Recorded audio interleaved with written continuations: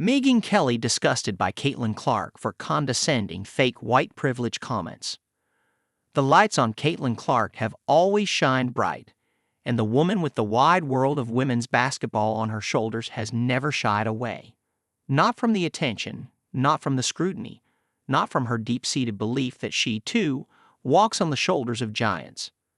And for this, she's always drawn ire.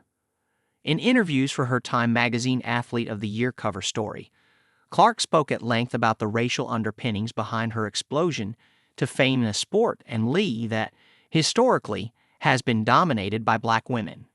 And Megyn Kelly was disgusted. "Look at this," the media personality wrote in a post to X Tuesday. "Clark's on the knee, all but apologizing for being white and getting attention.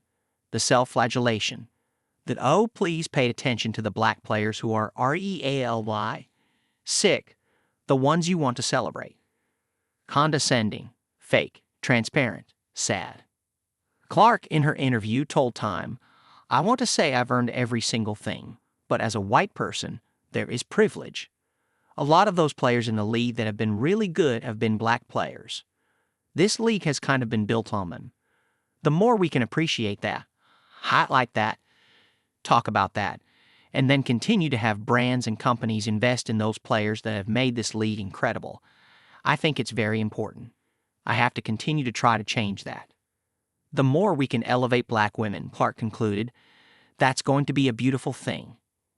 In numerous media appearances, Clark has cited the black players who built the game: Lisa Leslie, Cheryl Swoops, Cynthia Cooper, Dawn Staley, and Maya Moore. Their legacies can't be disputed, but their influences pale in comparison to Clark's. The narrative that women's basketball is having a moment has become as ubiquitous as the record-setting. Record-setting on the court, in television ratings, at the box office, in sponsorship revenue, in merchandising sales, the list goes on. And as that narrative has grown, so too has the racial one. The theme has, and always will, loom large over Clark's story. The moment when that narrative bloomed into the cultural consciousness came as the clock ticked down on the 2023 NCAA women's basketball title game.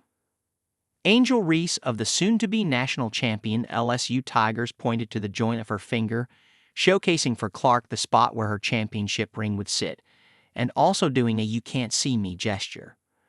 The taunt changed Reese's life. Clark's too.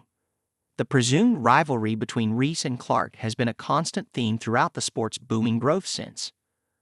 "I don't get that perception at all," Clark said. "We're not best friends by any means, but we're very respectful of one another.